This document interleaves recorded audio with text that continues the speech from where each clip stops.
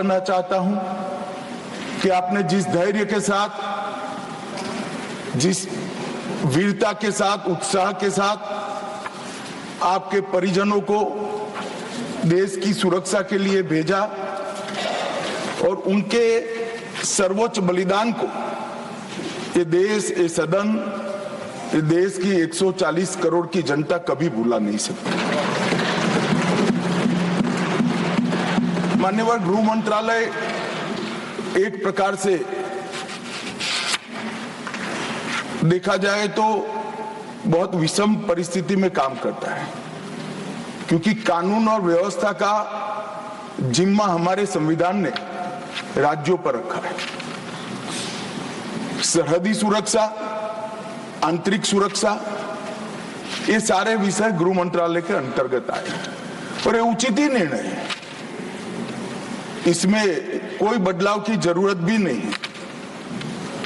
परंतु कानून और व्यवस्था का जिम्मेदारी जब राज्यों का होता है, तब अब 76 साल के बाद ऐसी परिस्थिति खड़ी हुई है कि कई प्रकार के क्राइम राज्य की सीमा तक सीमित नहीं होते, वो अंतर राज्य भी होते हैं, बहुराज्यीय गुनाह भी होते हैं, जैसे नारकोटिक्स है, साइबर क्राइम है, जैसे संगठित अपराध की गैंगे हैं, जैसे हवाला है।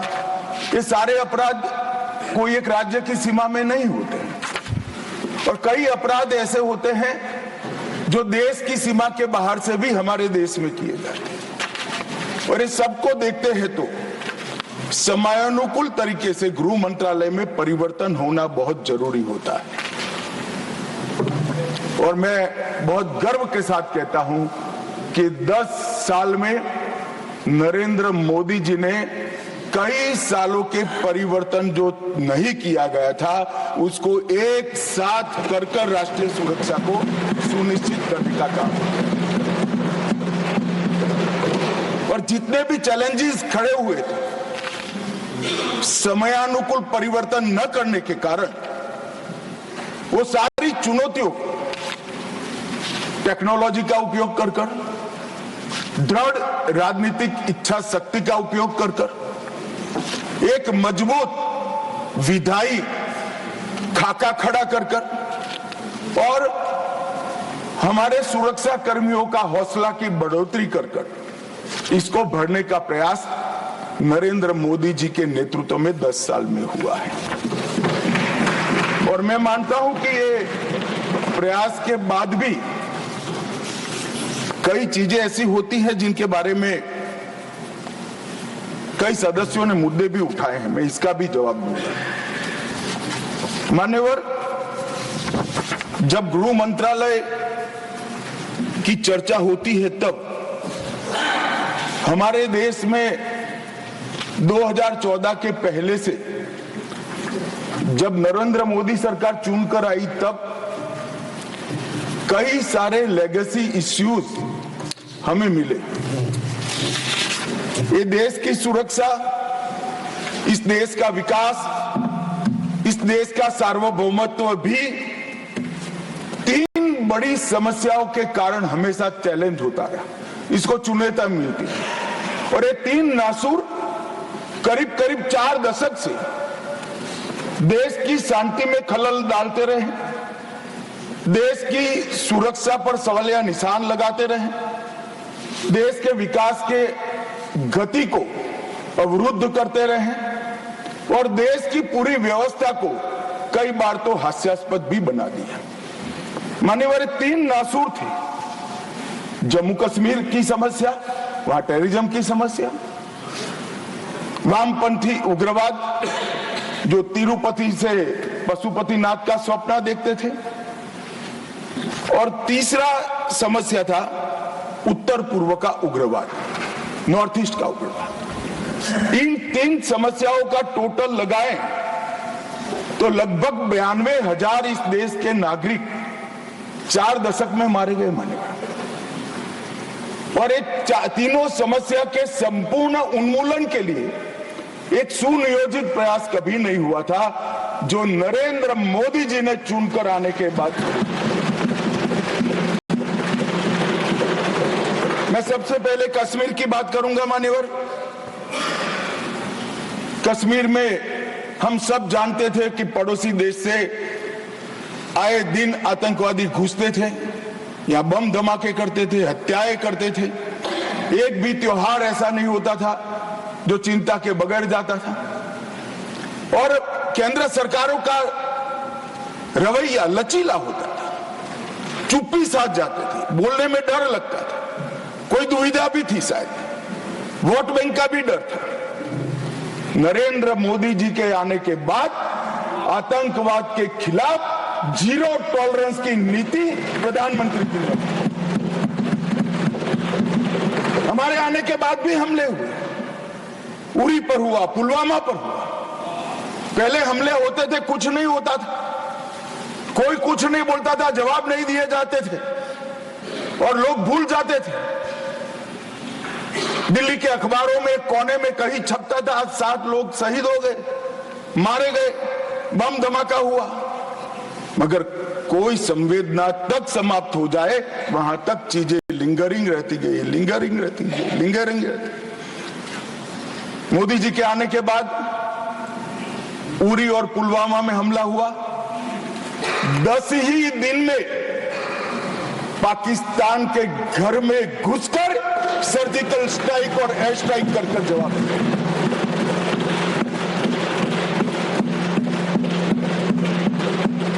पूरे दुनिया में 2 ही देश ऐसे थे जो अपनी सीमा और सेना की सुरक्षा के लिए हमेशा सम्मान के साथ तत्पर रहते थे, इजराइल और अमेरिका। वो 2 देशों की सूची में मेरे महान भारत का नाम जोड़ने का काम नरेंद्र मोदी, और वहीं से शुरू हुई आतंकवाद के खिलाफ जीरो टॉलरेंस की नीति। मान्यवर, हम सब जानते हैं धारा 370 कश्मीर के अलगाववाद का मूल था। हम भी कभी अलग हो सकते थे, ये भाव के बीच धारा 370 के अंदर डाले गए थे। मगर हमारे संविधान निर्माताओं का भी मैं बहुत मनपूर्वक धन्यवाद करना चाहता हूं, बड़े दूरदर्शी थे। उन्होंने इसको टेम्पररी बनाया था और धारा 370 को हटाने का बीज भी धारा 370 में ही डाल दिया गया। मगर राजनीतिक मजबूरी, वोट बैंक की पॉलिटिक्स, हमारे पुरखों ने धारा 370 डाली है, हम नहीं हटाएंगे, ऐसी जिद धारा 370 को लेकर चलती रही, कई सालों तक चली। और मान्यवर, यही सदन में 5 अगस्त 2019 में मोदी जी ने धारा 370 को समाप्त। हमारे संविधान निर्माताओं का वो स्वप्न कि एक देश में 2 प्रधान, 2 विधान, 2 निशान नहीं होंगे, कैसे हो सकता है? देश में एक ही प्रधानमंत्री हो सकता है, देश का एक ही संविधान हो सकता है और देश का झंडा भी एक हो सकता है। कैसे एक देश में 2 विधान, 2 प्रधान, 2 निशान हो सकते? मगर चलाए गए, सालों तक चलाए गए और 5 और 6 अगस्त 2019 को इस देश में एक विधान, एक प्रधान और एक निशान का नया दौर, और वहीं से शुरू हुआ कश्मीर को हमेशा के लिए भारत के साथ एकरूप करने की प्रक्रिया। सबसे पहले डोगरी, हिंदी और उर्दू को राज्य की भाषा का स्टेटस दिया गया। मान्यवर, भ्रष्टाचार रोकने के लिए कोई एंटी करप्शन ब्यूरो की वहां रचना ही नहीं थी, क्योंकि रोकना ही नहीं चाहते थे। इतने सालों के बाद एंटी करप्शन ब्यूरो वहां बना। देश के सारे कानून वहां स्वीकार कर लिए गए, चाहे महिलाओं के अधिकार का हो, दलितों के अधिकार का हो, आदिवासियों के अधिकार का हो, बच्चों के अधिकार का हो, ये सारे कानून वहां स्वीकार कर लिए गए। पठानकोट से एक नाका परमिट रखी गई थी, एक भाव खड़ा करने के लिए कि देश के हिस्से में आप नहीं जा रहे हो। पठानकोट की नाका परमिट को नरेंद्र मोदी जी ने समाप्त कर और नया दौर शुरू हुआ, लोकतंत्र का, खुशहाली का, विकास का। आज ये कहते हैं क्या परिवर्तन आया है? मैं ध्यान से सुन रहा था, धैर्य न रहे ऐसे उकसाते थे, मगर मैं जवाब जरूर दूंगा। क्या परिवर्तन आया था? सुन लीजिए, 33 साल से आपके शासन में रात्रि के सिनेमा हॉल नहीं खुलते थे, सिनेमा हॉल ही नहीं खुलते थे हमारे शासन में। वहां 34 साल से मरहूम के जुलूस का, ताजिया का परमिशन नहीं था, हमारे समय में दिया गया। G20 की बैठक में दुनिया भर के डिप्लोमेट्स वहां शांति से गए, कश्मीर की संस्कृति, संगीत, खाना और कश्मीर की खूबसूरती को एंजॉय कर कर वो अपने अपने देश में वापिस गए। मान्यवर, इस देश में लाल चौक पर तिरंगा फहराने के लिए हम सब भी गए थे। प्रधानमंत्री और हमारे तत्कालीन राष्ट्रीय अध्यक्ष मुरली मनोहर जी के नेतृत्व में कन्याकुमारी से कश्मीर यात्रा निकली थी। यहां से बहुत सारे लोग उसमें होंगे। मुझे मालूम है मान्यवर, हमें परमिशन नहीं मिल रही थी लाल चौक जाने की। जब जीत किया गया कि हम जाएंगे, जो भी परिणाम आए, सेना की रक्षा में वहां जाना पड़ेगा और आनंद फानन में ध्वजवंदन कर कर वापस आना पड़ा। वो ही लाल चौक पर हर घर तिरंगा में, एक भी घर ऐसा नहीं था जहां तिरंगा नहीं। श्रीनगर में फॉर्मूला 4 कार रेसिंग हुआ, वही लाल चौक पर कृष्ण जन्माष्टमी का महोत्सव रंग चंग के साथ मनाया गया। मां शारदा देवी के मंदिर में दशकों के बाद दीपावली और सरस्वती पूजन हुआ। खीर भवानी का ज्येष्ठ अष्टमी का महोत्सव 22 साल के बाद मनाया गया। और मान्यवर, सिर्फ 370 हटने से क्या होगा ये पूछते थे। इसके पीछे हमने कई सारे ऐसे कदम उठाए जिससे आतंकवादियों के साथ भारतीय बच्चों की जुड़ने की संख्या करीब करीब 0 हो गई है। पूरे देश ने देखा होगा, 10 साल पहले आतंकवादियों का महिमा मंडन होता था, बड़े बड़े जनाजे के जुलूस निकलते थे। आतंकवादी तो आज भी मारे जाते हैं, हमारे समय में ज्यादा मारे गए। एक का भी जुलूस नहीं निकला, जहां मरते हैं वहीं दफना दिए।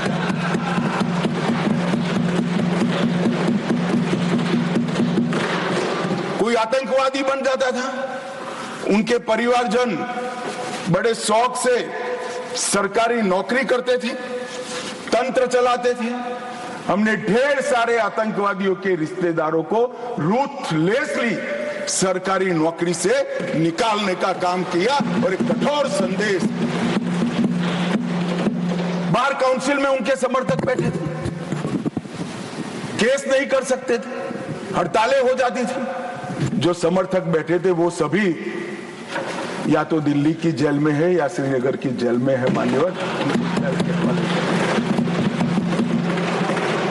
आतंकवाद और आतंकवादी दोनों के समर्थक को सरकारी रोजगार, पासपोर्ट देने में और गवर्नमेंट कॉन्ट्रैक्ट के लिए हमने बिल्कुल बैन कर दिया, हिम्मत के साथ किया और आज लोग नहीं जुड़ रहे।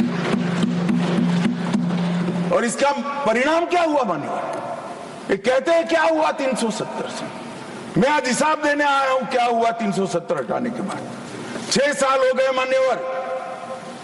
2004 और 14 दोनों के बीच में जो कुल घटनाएं थी टेररिज्म की, 7,200 से 17 से घटकर 2,242 तक। मैं 10 साल की कहता हूं, अंतिम 6 साल की नहीं कह रहा। मृत्यु टोटल जो था उसमें लगभग कुल मृत्यु में 70% की कमी आई।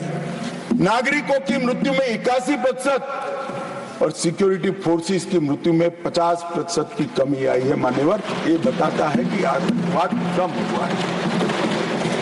2010 से 14 में हर साल एवरेज ऑर्गेनाइज्ड स्टोन पेल्टिंग, पथराव 2654 के एवरेज से हुए। 24 में एक भी करने की किसी की हिम्मत नहीं। ऑर्गेनाइज्ड हड़ताल 132 हुई, आज किसी की हिम्मत नहीं है, एक भी हड़ताल नहीं होती। स्टोन पेल्टिंग में नागरिकों की मृत्यु 112 और जख्मी 6000 हुए थे। अब स्टोन पेल्टिंग ही नहीं है तो मृत्यु या जख्मी होने का सवाल ही नहीं। मान्यवर, और इन कांग्रेस के शासन से किसी एक साल को पीक कर सबसे कम आंकड़े और भारतीय जनता पार्टी के शासन के एक साल में पीक कर सबसे कम आंकड़े इकट्ठा करते हैं तो 2004 का साल कांग्रेस के लिए सबसे अच्छा माना जाएगा, क्योंकि 2004 में अटल जी की सरकार गई। कुल घटनाएं उसमें 1517 हुई थी। ध्यान से सभी सदस्य सुने, ऐसा मेरा विनंती। 2004 में कुल घटनाएं 1587 हुई थी, 24 में कुल घटनाएं सिर्फ 85 हुई। नागरिकों की मृत्यु 2004 में 733 हुई थी, 2024 में सिर्फ 26 हुई। सिक्योरिटी फोर्सेस का मृत्यु 331 हुआ था और 2024 में 31 हुआ है। मान्यवर, ये परिवर्तन आया है। और कश्मीर के विकास के लिए भी जब शांति होती है, सुरक्षा होती है, लोकतंत्र बहाल होता है तो विकास अपने आप होता है। मगर कई सालों से कश्मीर की तिजोरी खाली थी। नरेंद्र मोदी जी ने 2015 में 80,000 करोड़ की 63 परियोजनाओं को जम्मू कश्मीर लद्दाख के लिए अप्रूव किया। और मान्यवर, मैं बताने आया हूं, मेरे खर्च का हिसाब कुछ लोग पूछ रहे थे। अरे भाई, थोड़ा कम हुआ होगा, हमने तो रखने का हिम्मत तो किया। आपके समय में तो खर्च का प्रोविजन भी नहीं कर सकते क्योंकि ऐसी स्थिति ही नहीं। मगर ऐसा नहीं है, खर्च नहीं हुआ है। 80,000 करोड़ में से 51,000 करोड़ का खर्च मान्यवर समाप्त हो चुका है और 63 में से 53 परियोजनाएं पूरी तरह से क्रियान्वित हैं। 19 से 24 में 40,000 सरकारी नौकरियां दी, 1,51,000 ओबीसी बच्चों को विश्वकर्मा योजना से स्वरोजगार दिया, 5184 यूथ क्लब स्किलिंग का काम कर रहे हैं, 18,000 युवाओं को खुद की टैक्सियां देने का काम हुआ, 15,000 महिलाओं को, युवा महिलाओं को तेजस्विनी के तहत 10 लाख तक का सहायता दिया और कई सारे रोजगार के सृजन हुए। मान्यवर, एकदम आकर्षक उद्योग नीति लाकर आज कई सालों के बाद कश्मीर में इन्वेस्टमेंट का माहौल खड़ा हुआ है। 12,000 करोड़ का इन्वेस्टमेंट जमीन पर उतरा है, 12,000 करोड़ का इन्वेस्टमेंट जमीन पर उतरा है और 1,10,000 करोड़ के MOU अभी क्रियान्वयन है। पूरे 70 साल में मान्यवर 14,000 करोड़ का इन्वेस्टमेंट आया था। ये 10 साल में 12,000 करोड़ के इन्वेस्टमेंट का उत्पादन शुरू हो चुका है। पर्यटन फिर से शुरू हो गया, परवान भी चढ़ा। 2023 में 2,11,00,000 पर्यटक, आजादी के बाद सबसे ज्यादा पर्यटक मेरे जम्मू कश्मीर। पर्यटन के क्षेत्र में 250 करोड़ का निजी निवेश हुआ है। डल झील पर वितस्ता महोत्सव मनाया गया। डल झील में क्रूज बोट का शुभारंभ किया गया और यहां पर लोकतंत्र की दुहाई देते हैं। उनके शासन में मान्यवर पूरे कश्मीर में लोकतंत्र के नाम पर 90 विधायक और 6 सांसद हुआ करते थे। इतने बड़े कश्मीर में जनप्रतिनिधि 90 विधायक और 6 सांसद, अब 34,262 जनप्रतिनिधि चुने हुए कश्मीर में हैं। ग्राम पंचायत भी है, तहसील पंचायत भी है, जिला पंचायत भी है, म्यूनिसिपैलिटी है, म्यूनिसिपल कॉर्पोरेशन भी है, विधानसभा भी है और संसद सदस्य भी है।